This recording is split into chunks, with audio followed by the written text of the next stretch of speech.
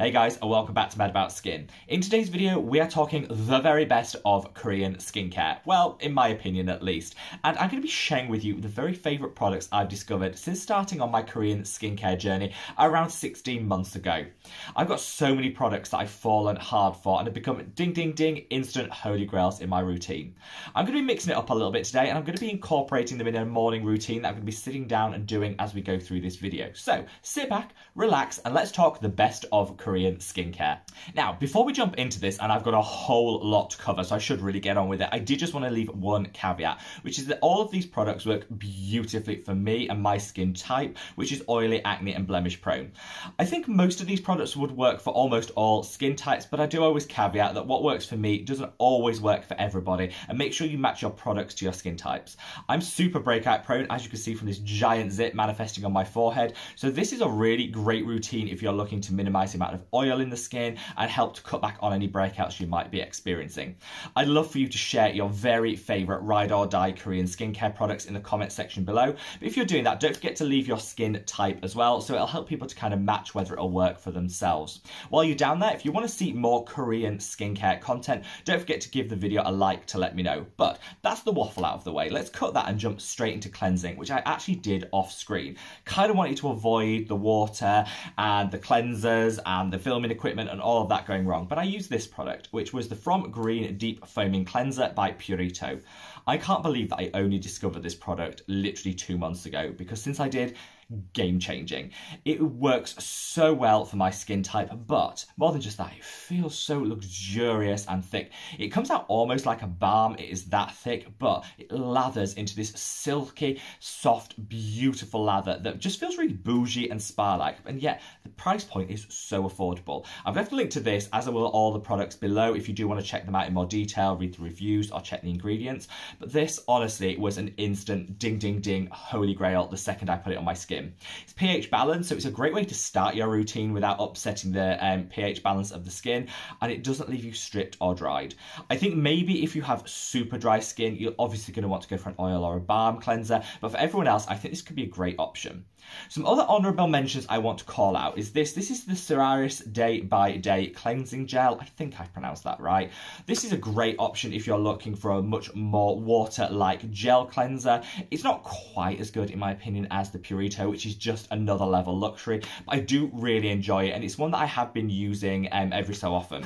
It comes in a really nice pump. This is actually my second bottle, and I find that this is a little bit more drying than the Purito, so it's great for people with oily skin during those summer months. I always keep it on a hand when I'm feeling super oily. I just use this, and honestly, deals with it in one. Now, finally, when it comes to my favourite Korean cleansers, I'm going to call out this, which is the Beauty of Yosun Radiance Cleansing Balm. So good. I only use this when I want to do a double cleanse, when I'm wearing a lot of SPF, multiple layers. To get it all off, I think a double cleanse is really great, and I'll use this as the first step in my double cleanse, and then probably follow with the Purito. So elegant, so luxurious. It just feels amazing. It doesn't have a really potent scent, either chemically or artificial, like you can get with some balms, and Beauty of Yosun probably are my absolute favourite Korean skincare brand at the moment. So good. And on those days where you need a little bit more of a robust cleanse, something to melt away all that dirt, debris, makeup, SPF, this does it in one, and I love it. Also, how bougie does that look? It looks bougie, it looks extra, it looks gorgeous, and honestly, it is one of my ride or die favourites already. Now, that's it for the steps that I've done offline, and now I can take my glasses off and we can talk about the steps that I'm going to do next in my skincare routine. And I'm going to move on to this, which is the Bubble Toner by Beauty of Yosun. The same brand that created that gorgeous cleanser have come out with this, which I honestly think is so innovative and so fantastic. I don't reach for a lot of Korean exfoliators because they tend to be more on the gentle side. That's not a bad thing, particularly if you have sensitivity in the skin, but my skin is super robust and not prone to sensitivity, so I usually go in for something a little bit stronger because I've got a lot of acne scarring and blemish marks that I'm trying to treat, so something a little bit stronger, such as a 10% lactic acid, works better for me. This, however, is a 3% alpha hydroxy acid blend, and also in here has some great calming and soothing ingredients. Why I love this is it comes out as a foam. So if you remember those sort of like acne foaming washes, this is what it always reminds reminds me of, but it's not that. It's so gentle and it works so well on the skin. That bubbling gives a really nice freshness. So this is one that I definitely use on a morning because it gives a really nice freshness and a bit of a very light tingle as those bubbles pop on the skin, which I love.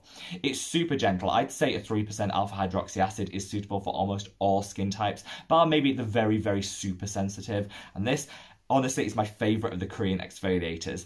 If you've got other Korean exfoliators that you want to call out and shout about how good they are, leave them in the comment section below, because this is the first one I've tried that I think, yes, I'm delivering great results. It's innovative enough that I want to reach for it, and it does give a really gorgeous feel to the skin. Now, I don't think any Korean fan video or routine would be complete without a toner and an essence, because I think this is, Korea really popularised essences in the West. They brought so many great products to market, and we all fell hard for them.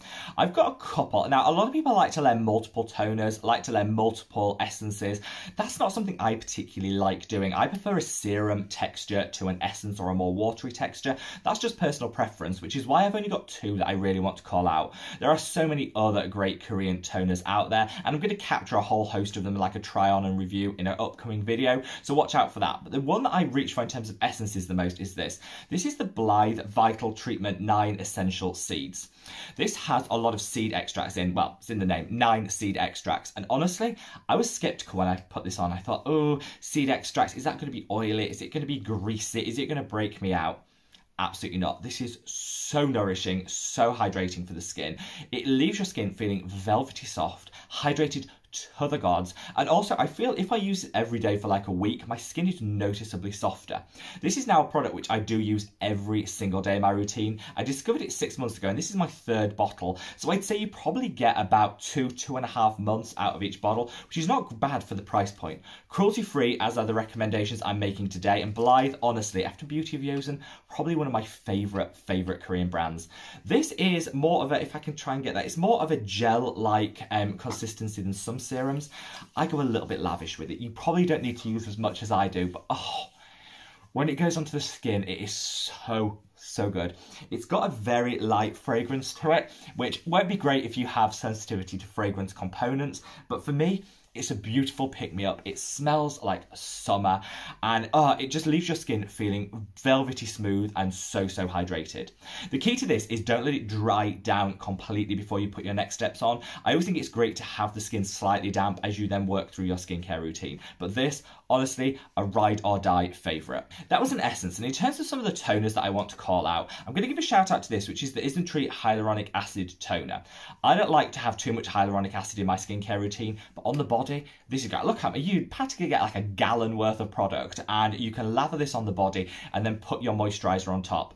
If you feel like your body needs that extra hydration, a layer of this with your moisturiser to lock it all in is a great way of just dialing up the performance of your moisturiser, and I love this. This is probably like my 2nd or 3rd bottle, and one of the great top tips is before you go to bed, if you slather this on the feet, put a moisturiser on and slip some socks on, cotton socks on, you wake up with the most gorgeous sandal ready feet in the morning.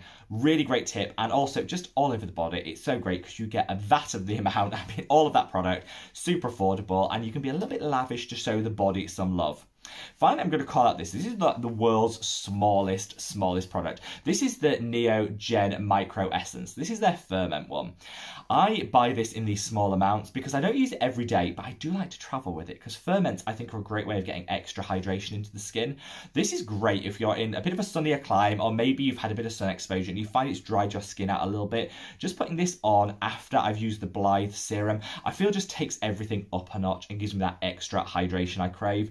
I really love this product, and whilst I don't reach for every day, which is why I'm happy to go for these smaller sizes to travel with, I think it's a really nice product. And I'll leave a link to like their starter kit where you get like miniatures of about 4 of their different toners, so you can kind of experiment with the ones that might work for you. Now, this is going to be a little bit controversial, but I actually think that Korean serums are better than the Korean essences and toners out there.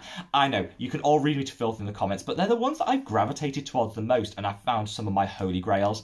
Maybe it's something to do with our brains in the West being a little bit predisposed to preferring serums because that's what we're used to, rather than the essences and the toners, which are much more prevalent in Asian markets. Maybe it's that, or maybe it's just they're the ones that work for my skin. But I've got 3 standout serums I want to share with you. First up is this, which is the Beauty of Yosen Calming Serum. Beauty of Yosen again, are you noticing a theme here? I think they're going to come out of this routine quite well. I honestly didn't expect to love the Beauty of Yosen products as much as I did, but honestly, every one of them has worked so well for my skin. This packs panthenol with green tea, so you're getting an antioxidant. Panthenol is a great B vitamin that calms and soothes the skin. Honestly, so good. I put a little bit more than maybe the average person would. I like to be a bit extra with this because it feels so good on the skin and I love the antioxidant fix, but maybe 2 drops is more than enough. I just work it into the skin. It goes on so well. It doesn't leave that greasy film. Sometimes people say that panthenol can be a little bit on the greasy side on their skin. That's not something I always find, and with this product you won't have any problems at all. This will just dial down any redness that you've got in the skin, take down any inflammation or any irritation that you might be seeing, and it's really great to balance the skin after using an exfoliator. So something like that bubble toner, if you neutralize it and balance everything back out with a product like this, it's just going to calm, soothe and bring harmony to the skin. Next, I'm going to call out this, which is the V-Green Fragrance-Free Nature Mucin Serum. They do this in a toner, which is good, but I just prefer the serum. And this is a plant-based alternative to snail secretion. I've gone through bottle after bottle after bottle of this. If you are someone who likes the idea of the added benefits of snail secretion, snail mucin, but you want a plant-based alternative, maybe you're vegan, you're looking to cut down on the amount of animal ingredients in your products, this is a really great option. I've left a link to this below because people have said it's quite difficult to find, but honestly, so good on the skin. I use just 1 pump is probably enough, and I just like to use it to cap everything off. It is an extra burst of hydration. People say they get some great evening skin tone evening benefits from it, which I think I haven't been using it enough to see that, but now I'm using it every single day for that added hydration, but none of that slimy, sticky feel that you can get with snail secretion. This is one of my holy grails. And then finally, we're going to come on to this. This is the Isntree Spot Saver Mugwort Ampule. Mugwort, I love. I hate the name. I love the ingredient. It calms, it soothes, and I do think it helps to tackle excess oil and blemishes. Certainly does it in my skin anyway. It looks bougie. It looks extra, and I just dab this on where I have particularly acne-prone skin or where I've got blemishes. 2 drops, again, more than enough, and that just looks on the vanity. So extra. So it looks like you spent a fortune on it when you absolutely haven't. So we'll tackle that zit. I've got a few zits here which are just fading, and then a few, I tend to get a little bit excess oil on my cheek, so I'll just put a little bit either side of that. Feels great. You can use it as an all-over treatment, but for me, I just like to target it on those areas where I have that excess oil or I'm particularly blemish prone, which unusually isn't my T-zone. I know my skin is just odd. It's not the T-zone that gets the oiliest, it's on my cheeks. I know, shout out in the comments if that's you as well. I know it's not unique to me, but that tends to be where I get the oiliest. Now we're going to move on to moisturizers. I'm not skipping SPF and not including the SPF. I just think we all need a break from Korean SPFs and talking about that. So I actually covered in a recent video, which I'm going to leave a link to up there, my favourite Korean SPFs which are tried, tested and independently verified. So check that video out if you do want to incorporate a Korean SPF. For me, I'm using at the moment, I'm using the Skinnies SPF, which I'm loving. I do mix it up with some Korean options, but I'll apply that off screen after the video. Today we can focus down on the moisturisers.